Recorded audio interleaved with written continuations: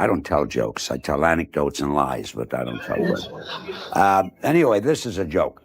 And it's not a joke, it's a story. It's a true story. It really happened. For 80 years, George Burns ruled American comedy like a legend. He built a fortune worth over $30 million, making everyone believe his 2 adopted kids would inherit every cent. But then, in March 1996, Burns did something nobody saw coming. He completely cut his kids out of his will. Not a dime went their way. Every dollar he owned was rerouted somewhere totally unexpected, leaving his family in total shock and confusion. Friends whispered that there were hidden secrets, things Burns never shared with a soul. The truth behind why he turned his back on his own children ties back to a deep, heartbreaking betrayal from long ago. George Burns wasn't always the slick Hollywood star we remember. He was born Nathan Birnbaum on January 20th, 1896, in a tiny apartment at 95 Pitt Street on New York's gritty Lower East Side. Life moved fast and loud there. His parents, Dora and Louis, had escaped hard times in Galicia, chasing the American dream, but bringing old-world habits into their new cramped life. They had 12 kids, and George was number 9. Imagine 12 people crammed into 3 little rooms where warmth came from bodies, not blankets. His dad, Louis, worked as a cantor, barely scraping by, while his mom, Dora, scrubbed laundry for neighbors just to survive. Aren't you going to blow out the candles? I'm lucky if I can get my cigar into my holder. Most kids on the Lower East Side wore hand-me-downs and shared beds, sometimes 3 to a mattress. Dinner was usually just potatoes and onions, if they were lucky. Even a slice of bread felt like treasure. But George always remembered the laughter, the Yiddish jokes, and the wild energy that filled those rooms. That humor became part of him forever. Then everything changed in 1904. George was only 8 when tragedy struck. His father died suddenly at 47, leaving the family broke, grieving, and without any safety net. School ended early for George, after just 5th grade. He had no choice but to help keep his struggling family afloat. He spent long, freezing days on street corners, shining shoes for 5 cents a pop. The streets were rough, the work filthy, but he never quit. Sometimes he made a little extra singing with a kids group called the Imperial 5. But one night, their shady promoter disappeared with all their money, gone without a trace. With nowhere to go, George slept in alleyways, learning the hard way what hunger and fear really felt like. But those dark nights became his secret training ground. They built his toughness and sharpened his street smarts, skills that would carry him through the rest of his life. People started calling him by all sorts of names. His family said Natty, while other kids nicknamed him Shoes Birnbaum because of his shine box. He did anything to survive, rolled cigars, sold newspapers, and even snuck into burlesque theaters just to study how comedians made crowds roar with laughter. That's where he realized he wanted that life. During his teens, he made a crazy bet. He'd swim across the East River. The current nearly dragged him under, and he almost drowned. That near-death moment scared him, but it also lit a fire in him that never went out. Then came the birth of his stage name, George Burns. The George came from his brother, Izzy George Birnbaum, and Burns came from the Burns Brothers Coal Company, the same place he once stole coal from just to keep his family warm. Later, he even used wild aliases like Willie Delight and Captain Betts to trick booking agents and keep working. By the time he hit 14, he couldn't stay put any longer. He took off to chase his dream. In 1910, he joined the Mickey Rooney Stock Company, hoping to make it big as a singer. His first paid gig, a theater somewhere in the Midwest. But when the spotlight hit, he froze, forgot every lyric. The crowd booed him so hard that pennies rained onto the stage before he got fired right there on the spot. Still, he later called it the best lesson he ever learned. After that heartbreak, George hit the road again, drifting through the Midwest and chasing any gig he could grab. He sang on ferry boats, in backroom bars, even in brothels and on random street corners. Anywhere someone might toss him a few coins. Some days he didn't eat, some nights he didn't sleep. But through all that struggle, he felt alive. The grind gave him purpose, and he refused to stop moving. By 1913, he was 17, still chasing the dream, and formed a singing trio called the Burning Three with two sisters, Beatrice and Irene. I got nothing much to lose. Never get the blues. If you asked me to get up and do it in the room here, I couldn't do it. They hustled through rough vaudeville circuits, performing for wild, unpredictable crowds who could turn on you in a second. Then, out of nowhere, Irene ran off with a sailor, just vanished. That left George and Beatrice stranded, broke, and desperate for a way home. George had to beg for train fare just to get back to New York. He returned with nothing but bruised pride and empty pockets, yet the thought of quitting never even crossed his mind. Those hard years became his training ground. He learned how to think fast, deal with shady theater owners who refused to pay up, and take failure right in the gut without losing his fire. When World War I hit, he tried to enlist in the Navy, but they turned him away. He was only 5'7", and they wanted taller men. But George never accepted no for an answer. So what did he do? He came up with a wild plan. He disguised himself as a woman named Barbara and slipped aboard entertainment ships performing for the troops. One wrong move could have gotten him arrested, but somehow he pulled it off. He sang for lonely, homesick soldiers while praying no one would see through his disguise. Later, he laughed about it like it was nothing, but back then it was all about survival. Reinvention became his secret weapon. In 1916, he thought his big break had finally come when he teamed up with a dancer named Elsie Lorraine. Together, they created a fancy ballroom act and toured the East Coast. But just when things looked bright, Elsie left him for a richer man. Once again, George was stranded, broke, heartbroken, and exhausted. He ended up taking a job as a soda jerk on Coney Island's boardwalk, scooping ice cream while still dreaming of the spotlight. At his soda stand on Coney Island, George started turning life into comedy practice. He tested his jokes on every customer who walked up. Some cracked up, others just rolled their eyes and walked away. But every reaction taught him something new. That's where he mastered timing, reading faces, and switching his delivery right on the spot. Later, he used to laugh about it, saying that job at the ice cream counter did more for his career than any big-shot producer ever could. By 1920, he was performing solo and proudly using the name George Burns full-time. He hustled through smoky speakeasies during Prohibition, where a police raid could hit any second. One wild night, he had to dive into a coal bin to avoid getting busted. When he crawled out, he was covered head to toe in black soot, embarrassed but weirdly fired up. Those wild nights showed him something huge. He didn't just need laughs, he needed balance. Someone who could match his rhythm on stage and bring out his best. Then came 1923, the moment everything changed. While in Chicago, he met the woman who would change his life forever, Gracie Allen. George was auditioning with a dancer named Maggie Healy, but when she kept forgetting her lines, he finally lost patience and fired her on the spot. Later that same day, fate stepped in. He bumped into Gracie, a 27-year-old Irish-American performer whose family act had just fallen apart. Their first meeting was simple, but the energy between them was electric. George asked her to try out his routine, and they quickly rehearsed together. His plan was to be the funny man while she played it straight, but when they hit the stage, everything flipped upside down. The crowd couldn't stop laughing at Gracie's charming confusion, her sharp timing, and her totally unique way of twisting every line. George realized it instantly. She was the star. That night, he rewrote everything, making Gracie the lovable oddball and himself the calm observer who set her up to shine. Their first big show together at the Hill Street Theater in Newark was pure magic. The audience roared with laughter, wave after wave.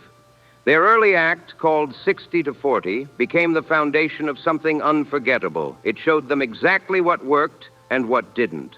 George always said there was a kind of magic between Gracie and the crowd that he could never compete with. By 1924, the duo hit the Pantages circuit, building legendary acts like their dizzy and lamb chops routines.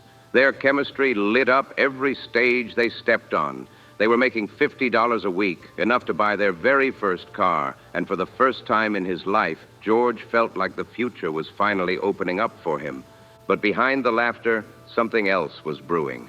By the end of 1925, George started to feel a kind of fear he didn't like at all. Another performer was trying to win Gracie's heart. On Christmas Eve, he made a bold move that shocked even him. He told her straight up, either marry him or walk away for good. It was messy, risky, and totally unplanned, but Gracie said yes. They got married on January 7th, 1926, in Cleveland. The ceremony was small and simple, but what it represented was massive. From that moment, their love life and career became completely intertwined. Only weeks later, they signed a 6-year contract with RKO, which came with one serious rule. Neither of them could perform alone. That deal tied them together for decades, both on and off stage.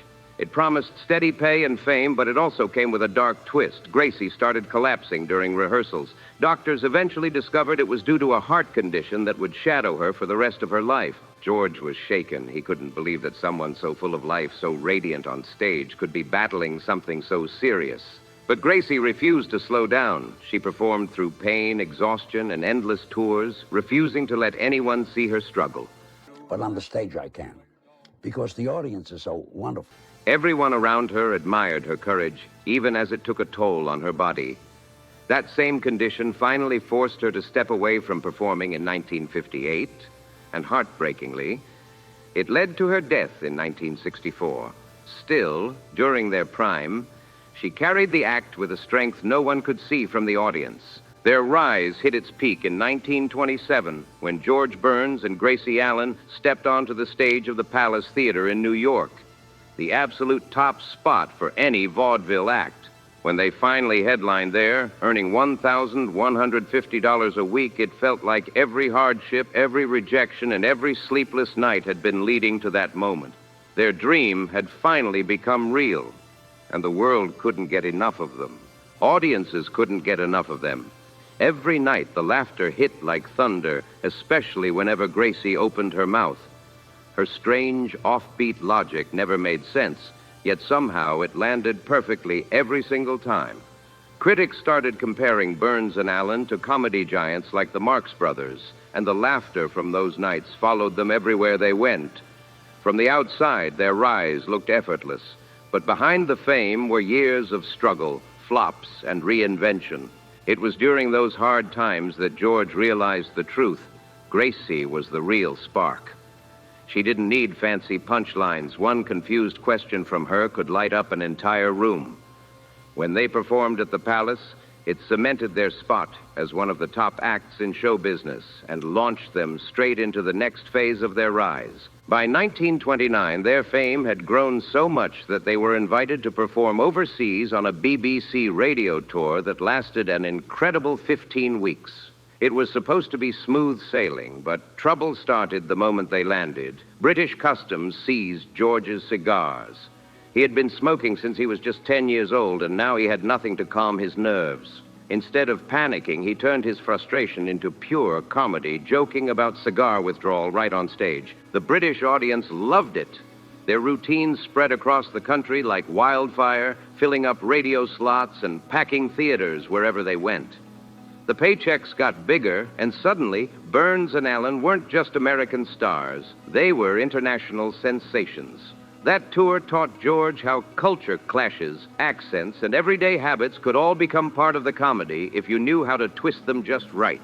By 1931, they had become big enough to land a spot in the legendary Ziegfeld Follies, one of the most glamorous shows in America. They were now performing alongside huge names like Eddie Cantor, sharing the stage with Hollywood's elite. But behind the spotlight, the grind was taking a toll. Gracie was exhausted. She hated flying, so they spent endless hours on trains, traveling city to city. One night, disaster struck. Gracie twisted her ankle mid-performance. The pain was intense, but she refused to give up. George scooped her up, carried her right onto the stage, and she kept performing through the pain. The crowd had no idea how much she was hurting. They only saw the magic, the laughter, and the unstoppable chemistry that made Burns and Allen legends. The audience had no clue that night that Gracie was hurt, and that only made the story more powerful. It became one of those legendary tales that followed Burns and Allen everywhere, proof of their unshakable bond and the deep respect they had for every person filling those seats. Around that same time, while other performers were spending their paychecks on fancy clothes, champagne, and hotel suites, George was doing something totally different, something almost no entertainer dared to do. While others chased glamour, George quietly started buying up foreclosed real estate during the chaos of the 1929 market crash. He was snagging properties for pennies while the rest of the country was panicking. When the Great Depression hit and theaters started going dark, those smart investments became their lifeline. While many performers were left broke and desperate, George had already seen the storm coming and made sure he and Gracie stayed standing when the entertainment world nearly collapsed. Then came their big leap to film. In 1930, they made their movie debut with Paramount shorts like Lamb Chops, but even that milestone came with chaos. During one screening, the film reel jammed and the projector exploded, blasting out smoke and flames. George's eyebrows got singed and the whole room filled with panic. But instead of running for cover, he did what he did best. He turned it into a joke on the spot. He started riffing about the explosion like it was part of the act, and the crowd couldn't stop laughing. Studio executives stood there stunned. They'd just watched a man turn danger into comedy in seconds. That quick, fearless thinking left a huge impression and opened more doors for him than any rehearsed line ever could. Their biggest break came not long after, on February 15th, 1932, when the George Burns and Gracie Allen show premiered on NBC Radio. Each episode was a tight 15 minutes of chaos built around Gracie's hilarious misunderstandings that somehow always worked out perfectly in the end. By the mid-1930s, they were unstoppable. Nearly 40 million people tuned in every single week.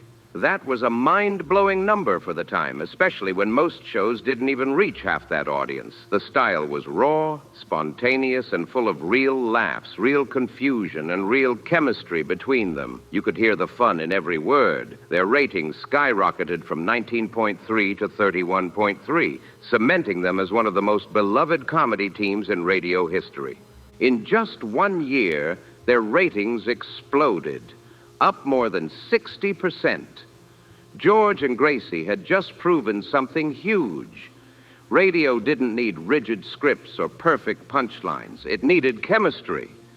What really mattered was honesty, rhythm, and two people who could bounce off each other like they were born to do it. Then, in 1933, Gracie pulled off one of the wildest publicity stunts in entertainment history. She launched a fake presidential campaign called the Surprise Party. It started as a comedy bit, but grew into a full-on nationwide phenomenon. She toured 39 states, handed out fake ballots, and even printed campaign posters.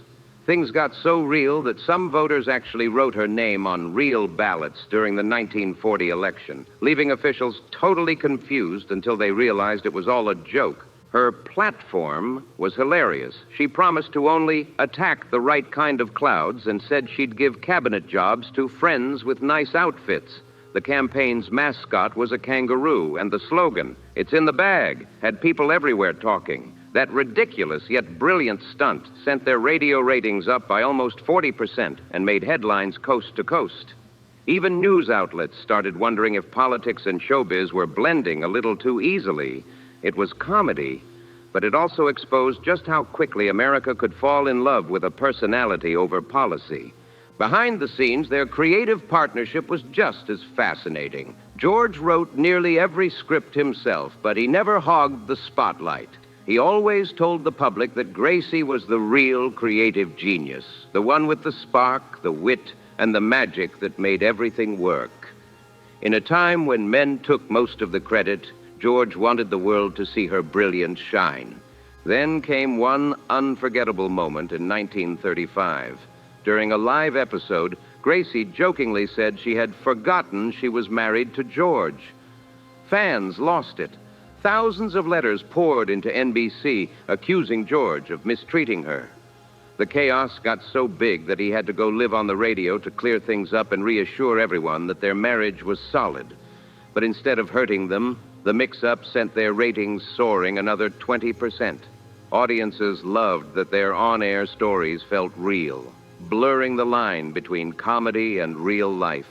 The next year brought another massive leap. They signed with CBS in 1934, landing a deal worth $10,000 a week at a time when the average American barely made $2,000 in a whole year. That deal didn't just make them stars, it made them legends of early broadcast history. That paycheck was absolutely unbelievable for the time. It turned George and Gracie into one of the highest paid acts in America.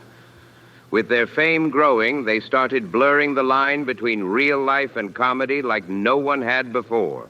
When Gracie had an emergency appendectomy in 1937, instead of hiding it, they worked it right into their radio show. They even brought real doctors on air, blending truth and performance in a way that left audiences fascinated. It changed how radio storytelling was done forever.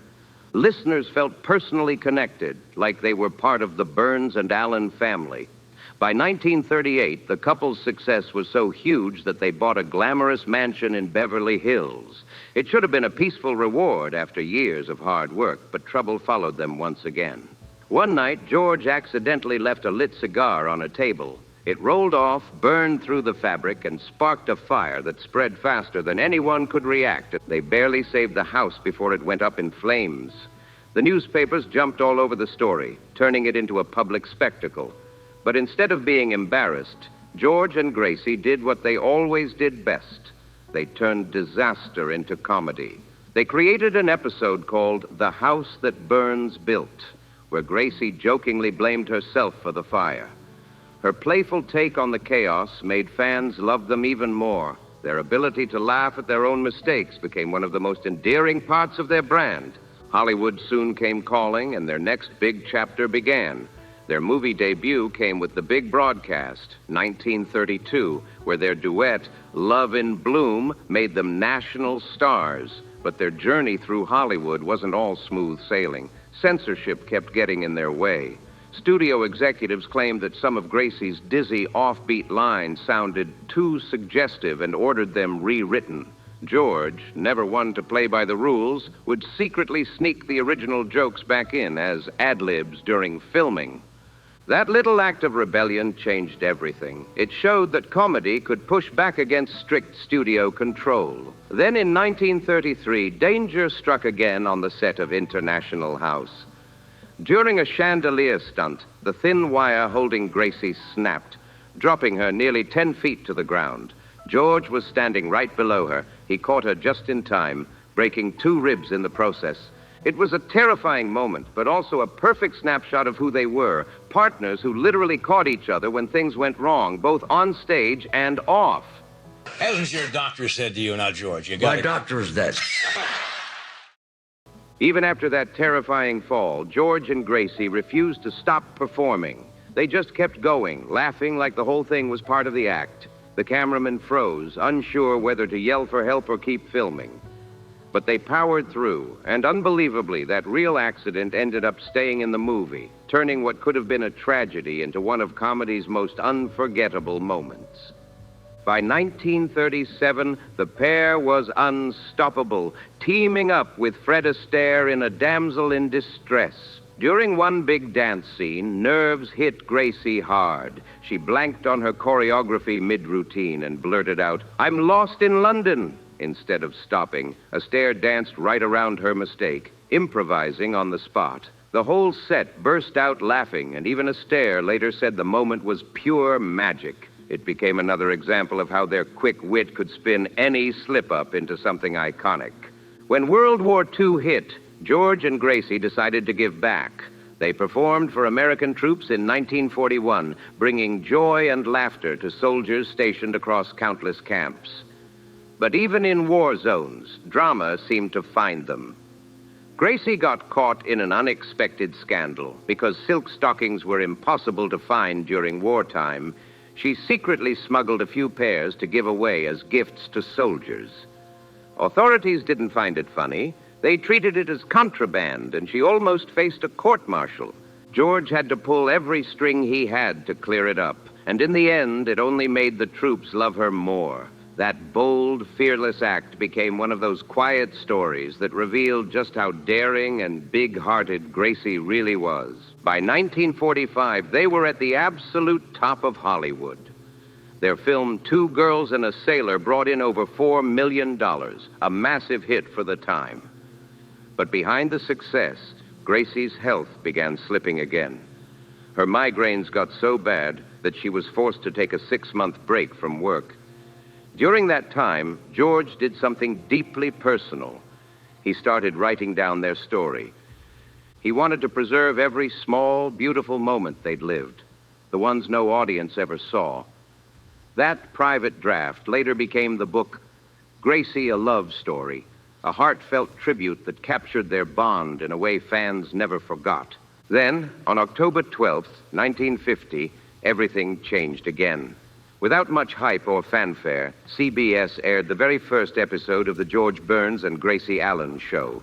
No one knew it then, but that little sitcom, built on their real chemistry, humor, and love, was about to reshape the world of television forever. When the George Burns and Gracie Allen show first aired, it took a massive risk. It went live with a full studio audience. Back then, most TV shows were just recycled radio scripts or pre-taped scenes. But the moment George broke the fourth wall, stepping out of a scene and talking directly to viewers at home, everything changed. Audiences felt like he was right there in their living room, chatting with them one-on-one. The connection was instant and electric. The show skyrocketed in popularity, running for an incredible 291 episodes until 1958, and earning them nearly $200,000 per season at its peak.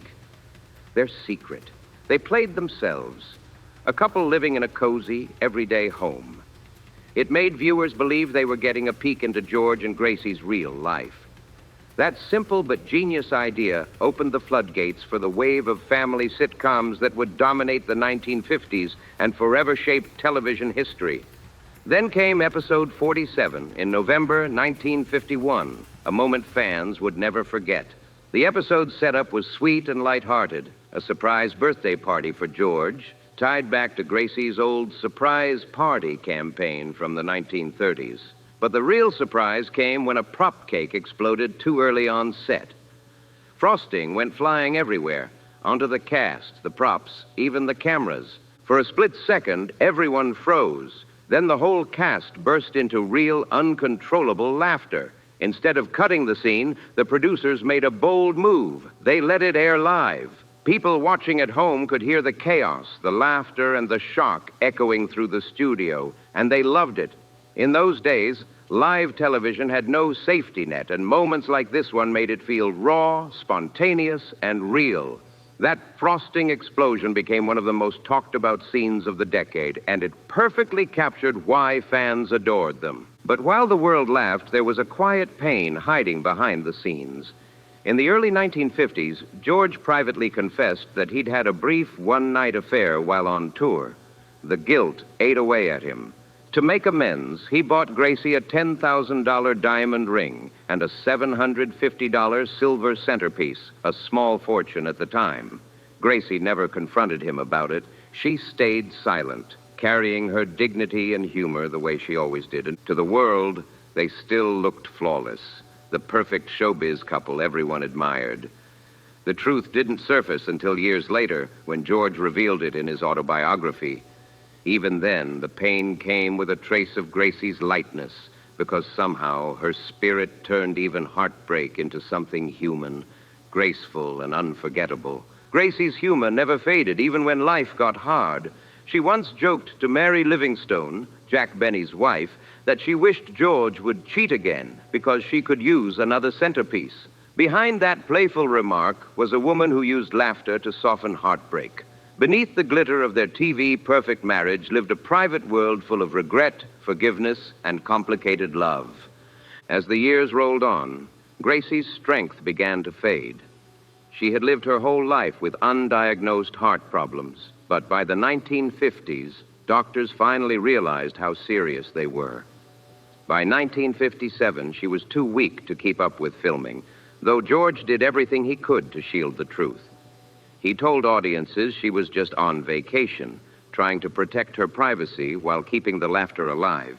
Gracie, ever the fighter, refused to let go. She battled through migraines, exhaustion, and even kept performing after breaking her nose. But her body couldn't take the strain forever. In 1958, she officially retired, stepping away from the spotlight that had loved her for decades. Then, on August 27, 1964, the world lost her. Gracie Allen passed away at Cedars of Lebanon Hospital in Los Angeles from a heart attack. She was 69 years old. Her passing didn't just end a life, it closed an entire era of television history. Even before that heartbreaking day, George had been through his own share of pain. In 1956, while their show was still going strong, their close friend Jack Benny made a guest appearance. Fans were thrilled to see two comedy legends sharing the stage. But behind the scenes, George tripped over a loose cable and fractured his hip. He was 60 years old, but he refused to quit. He filmed the rest of the season sitting down, turning his injury into another part of his story. Later, he joked that it was a small price to pay for comedy. But nothing could prepare him for the day Gracie was gone. When she died that August, George was shattered. He nearly collapsed at her funeral, later admitting he had only cried twice in his entire life, once for his mother and once for Gracie. For 2 long years after her death, whenever he performed live, he kept an empty chair beside him on stage, a silent tribute to the woman who had been his partner in every way. Even without her by his side, that empty seat said it all. His heart still belonged to Gracie.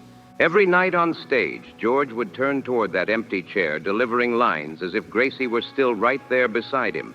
He'd tell the audience she was just off stage, listening in like always.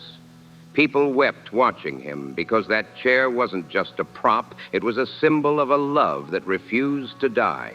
Even after she was gone, George's devotion to Gracie lived on in every joke, every pause, every smile. But life had to keep moving, even when his heart didn't want to. In 1965, George tried starting fresh with a new TV show called Wendy and Me.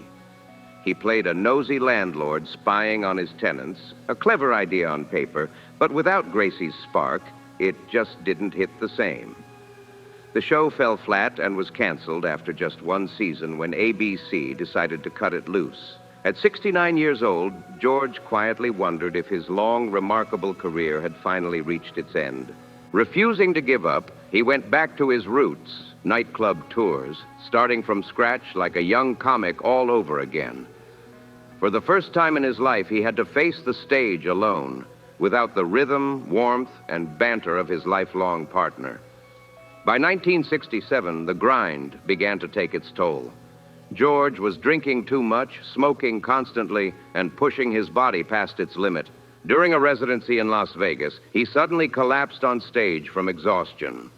Doctors gave him a brutal warning. If he didn't quit, he wouldn't survive the year. That was the wake-up call that changed everything. George quit, cold turkey. No more alcohol, no more cigars, no more easy escapes. He later said that decision saved his life. It became the turning point that gave him the strength to keep going for decades longer than anyone expected. Still craving connection with audiences, George made another comeback attempt in 1969 with a Christmas TV special called A Grandpa for Christmas. He hoped it would remind fans of who he was, the warmth, the wit, the timing. But the response was bittersweet. Viewers kept saying the same thing. They missed Gracie. They missed her sparkle, her rhythm, her quick little misunderstandings that made everything fun. So George adjusted again. He began performing alongside famous guests like Carol Channing, slowly winning audiences back, one laugh at a time. By 1968, he found his new rhythm, not just as half of a duo, but as his own voice. That year, he published his deeply personal memoir, I Love Her. That's Why. The book became a hit, selling over 100,000 copies. It mixed honesty with his trademark humor, sharing sweet little moments, like Gracie forgetting where she kept her car, that made fans feel close to them again. That success funded his first solo tour, marking the start of a brand new chapter. After a lifetime of performing as one half of Burns and Allen, George Burns was finally stepping into the spotlight as himself. and the world was ready to listen. Then came the moment that completely flipped George's world, the shock of his life in 1975. At 80 years old, he landed the role of Al Lewis in The Sunshine Boys alongside Walter Matthau. The film hit theaters that December and immediately blew critics away. Then, on March 29, 1976, at the 48th Academy Awards, something no one expected happened. George Burns won the Oscar for Best Supporting Actor. He had just beaten out younger stars like Richard Dreyfuss from Jaws, and the entire audience gasped in disbelief. Hollywood couldn't believe it. An 80-year-old comedian who'd once been written off as past his prime had just conquered the biggest stage in the industry. Overnight, his win turned him into a living legend. But George wasn't slowing down, not even close. The very next year, he starred in Oh, God, opposite John Denver, and once again, he struck gold. The movie raked in over $51 million, becoming one of the biggest box office hits of 1977. Playing a wisecracking, cigar-smoking version of God, George delivered every line with that smooth, mischievous charm that had defined him for decades. And in classic George fashion, he made sure to include a special clause in his contract. He was allowed to smoke cigars on set.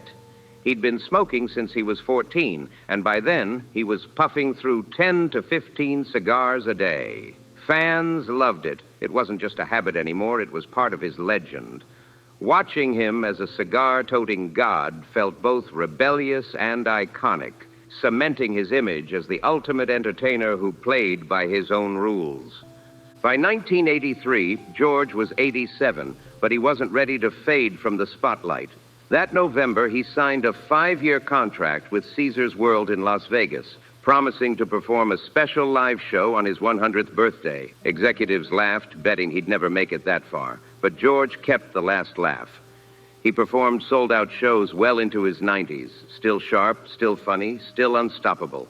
He even joked, "The last time I played Caesar's Palace, it was owned by Julius." That line became classic Burns, witty, fearless, and perfectly timed.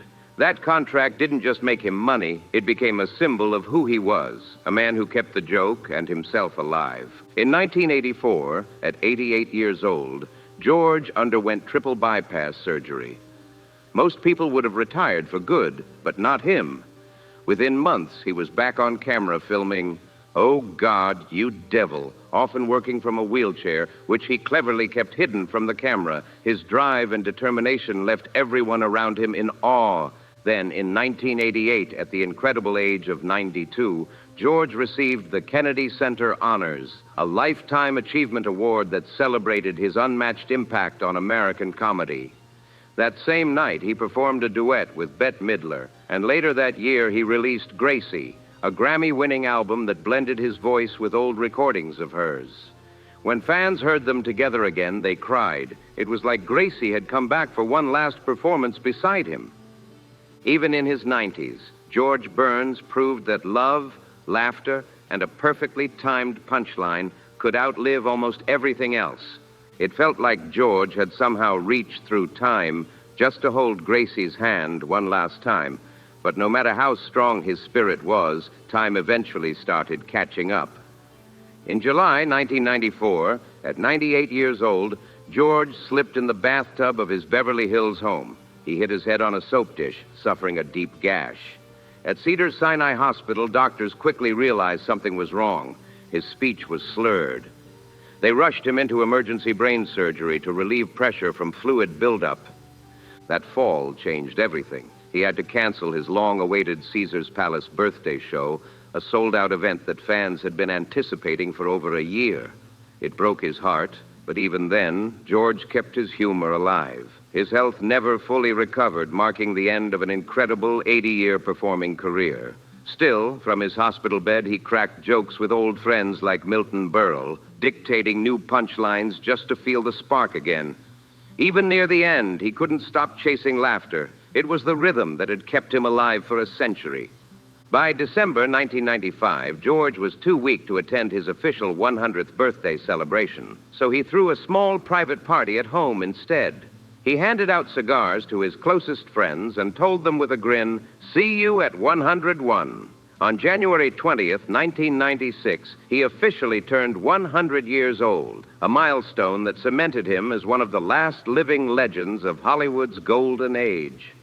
But sadly, just weeks later, on March 9th, 1996, George Burns passed away peacefully at home from cardiac arrest. Morning, George Burns died in his bed at his home in Beverly Hills less than 2 months after his 100th birthday.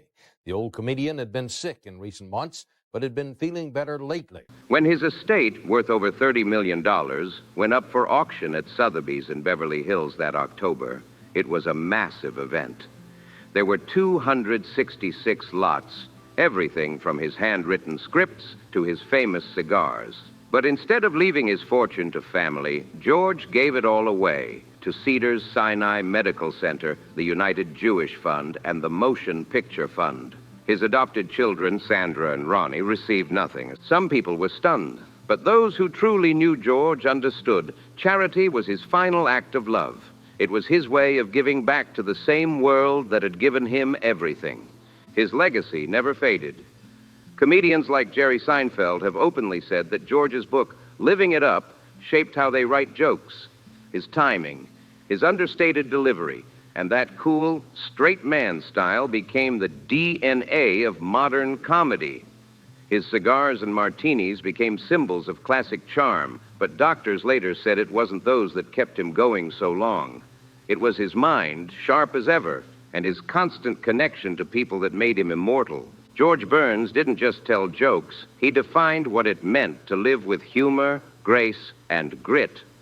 His story is proof that laughter can outlast time itself. If you enjoyed this story, make sure to like, subscribe, share, and drop a comment below. Tell us, what's your favorite George Burns moment?